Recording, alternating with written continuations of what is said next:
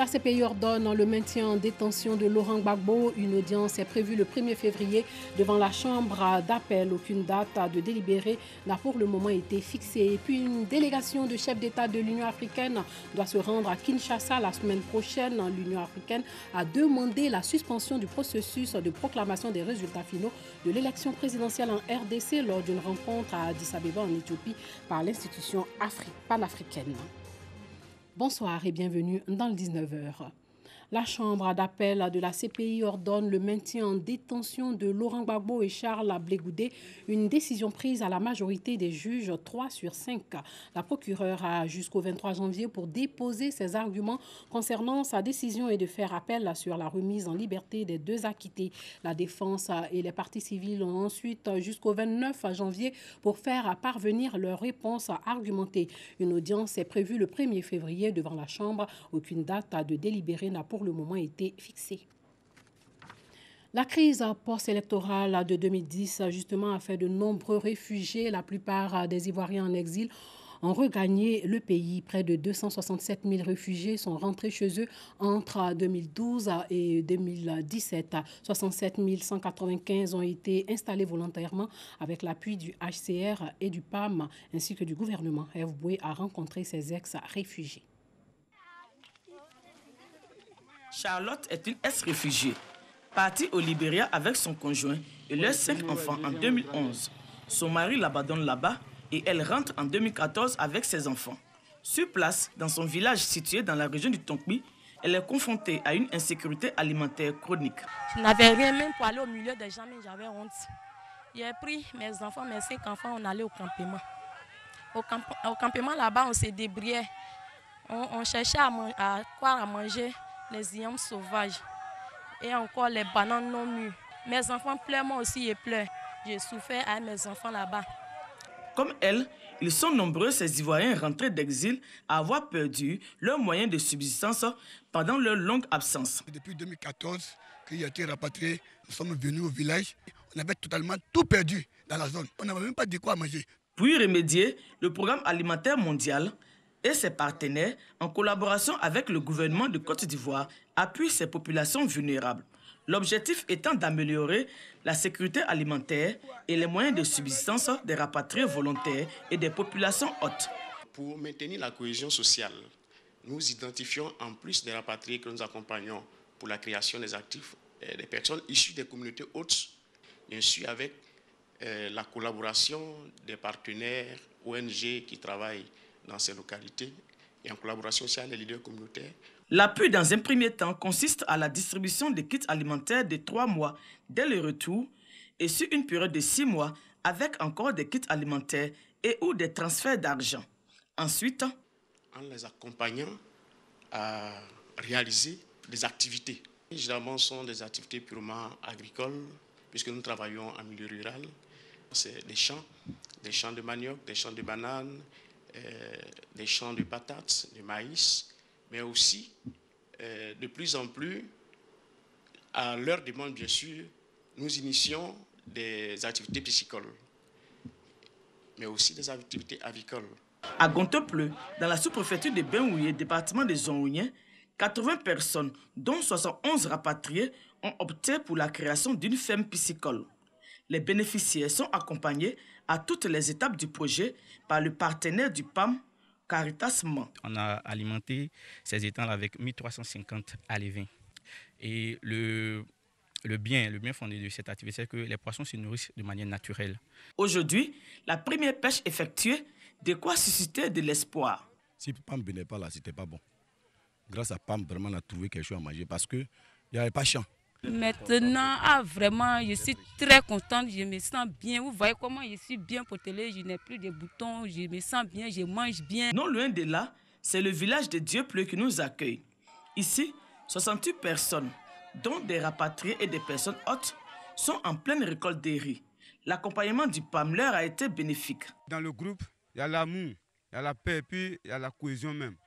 Dans la région voisine du Cavali, 53 personnes, majoritairement des rapatriés, sont appuyées par le PAM et son partenaire, l'ONG DRAO, dans la réalisation des fermes avicoles, des cultures de la patate à chair rouge et des maraîchères.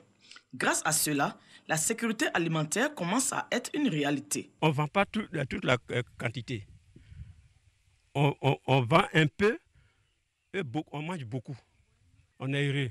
On nourrit bien notre famille. En réalité, la cohésion sociale, on s'attend très bien. Une cohésion sociale plus renforcée, mais en plus de meilleures stratégies agricoles durables et respectueuses de l'environnement maîtrisées. On nous montre comment il faut mettre en rang.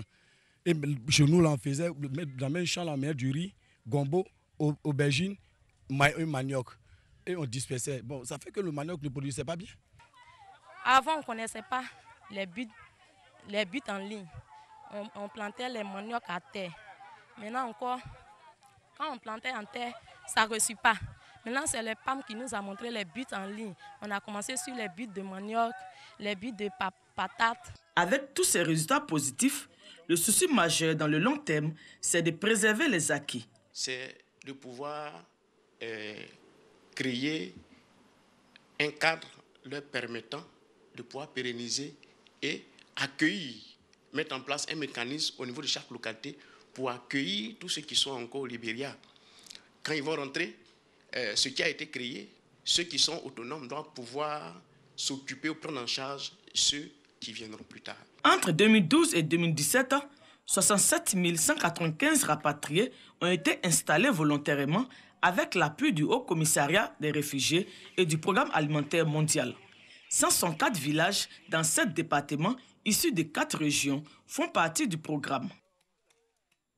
Les drones sont en vogue. Ces aéronefs ont plusieurs usages. Ils sont utilisés dans le domaine de l'audiovisuel pour réaliser des reportages, mais ils ont aussi un usage militaire. La vulgarisation de leur utilisation a retenu l'attention de notre reporter Ousmane Kini, qui nous permet de nous familiariser et d'en savoir plus sur les drones dans ce reportage. Nous sommes à Kanguié, petit village situé dans la localité de Benjerville, dans la banlieue est d'Abidjan. C'est ici que Béranger Otokoré, jeune étudiant en sociologie et pilote de drone à ses heures perdues, vient s'exercer. Aujourd'hui, on va tester la nouvelle machine de Jigo. C'est une nouvelle sortie. Voilà. Ici, c'est dégagé. On va voir ce qu'il a dans le ventre. La mise en œuvre d'un drone nécessite le fonctionnement d'un certain nombre de composants techniques liés les uns les autres. Le drone, la radiocommande et puis les hélices. Les hélices ont des indicateurs. Par exemple, le blanc, il est posé sur les pointures blancs, ici. Vous pouvez fermer ça, il faut faire très attention. Ici, c'est le noir, il n'y a pas, c'est tout noir. La batterie. Sur l'écran, vous avez toute l'information. Le bouton d'allumage, c'est celui-là. Il faut le maintenir 2 fois pour pouvoir l'éteindre. Et le rallumer, il faut faire pareil aussi.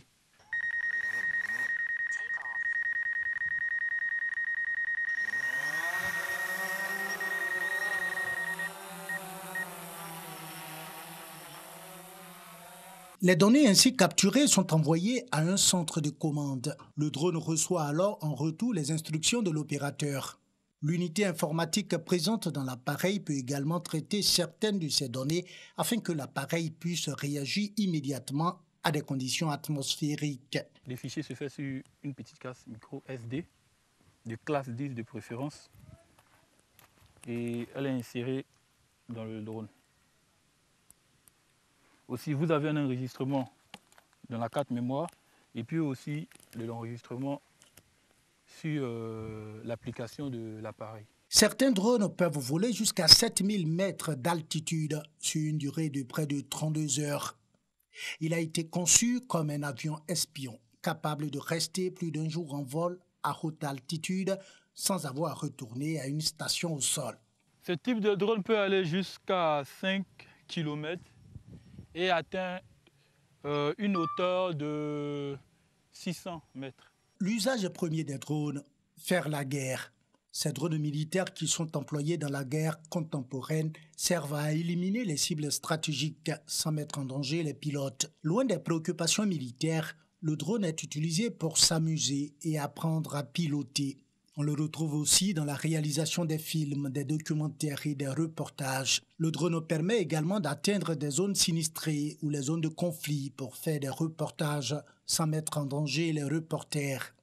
Ces petits engins volants vont devenir des alliés précieux pour les agriculteurs qui souhaitent surveiller leurs champs. Et pour l'agriculture traditionnelle, le drone sait faire des tas de choses.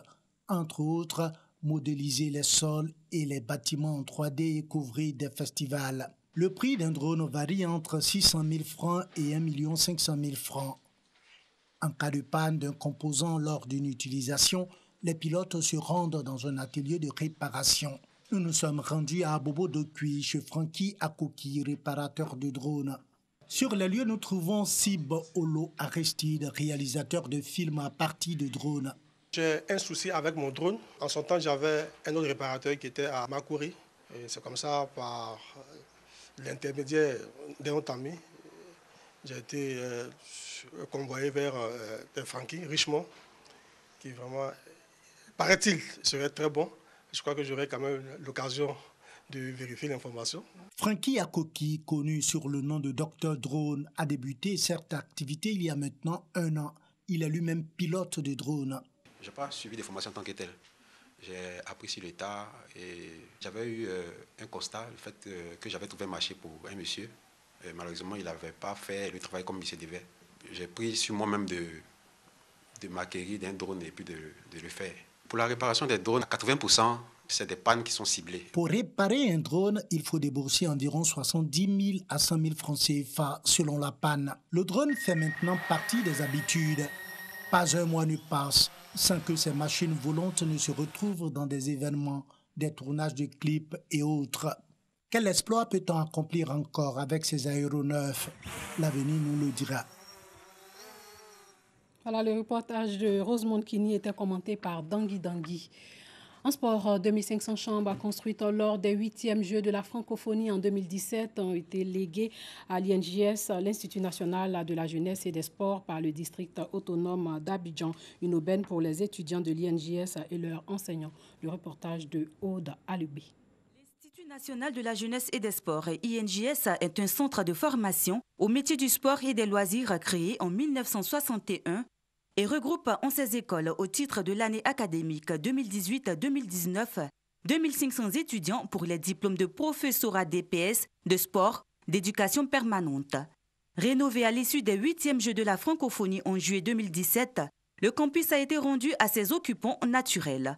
C'est donc avec beaucoup d'émotion que le porte-parole des étudiants de l'Institut, Alimon Daniel, a témoigné sa gratitude au ministre des Sports et aux autorités politiques. Nous avons entre nos mains un joyau. Et le défi majeur auquel nous devons faire face sera la pérennisation de nos acquis. Nous devons entretenir notre école en général et notre cité en particulier, afin que les générations après nous puissent en bénéficier. Le ministre Don Claude Paulin a demandé aux étudiants de prendre soin de ces infrastructures et aussi de rester concentrés sur leur formation.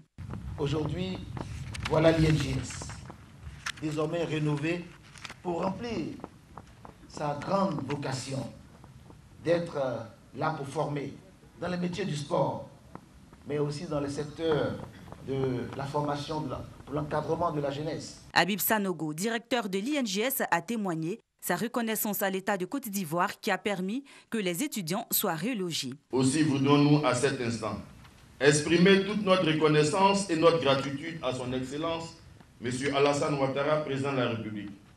À son Excellence, M. Daniel Kablan-Duncan, vice-président de la République, qui a suivi de main de maître la réalisation des travaux, ainsi qu'à l'ensemble du gouvernement ivoirien, avec à sa tête le Premier ministre, son Excellence Amadou Gon Coulibaly. L'INJS abrite 33 bâtiments de 4000 lits, un gymnase, 43 salles de classe, une cafétéria et des terrains de football, de rugby, de basketball, de handball et de volleyball. La cérémonie s'est terminée par une visite des bâtiments, des chambres et de la salle de visite. Sachez qu'une délégation des chefs d'État de l'Union africaine doit se rendre à Kinshasa la semaine prochaine, et ce après la demande de suspension du processus de proclamation des résultats finaux de l'élection présidentielle en RDC lors d'une rencontre à Addis Abeba en Éthiopie par l'institution panafricaine. La Cour constitutionnelle devait normalement communiquer les résultats définitifs ce vendredi, mais la Cour constitutionnelle n'a aucune obligation de rendre son arrêt aujourd'hui après sa saisine. Elle a 7 jours ouvrés pour se prononcer. Le délai court donc jusqu'à lundi prochain. Et puis le président colombien a décrété un deuil national de 3 jours après l'attentat à la voiture piégée dans l'enceinte de l'école des officiers généraux Francisco de Paula Santander à Bogota en Colombie. Bilan 21 morts et 65 blessés. L'attentat est attribué à l'armée de libération nationale. L'auteur de l'attaque a été identifié comme José Aldemar Rojas Rodriguez. Il était au volant d'une camionnette grise chargée de 80 kilos d'explosifs. Voilà, c'est tout pour ce soir. Merci de nous avoir suivis. Portez-vous bien.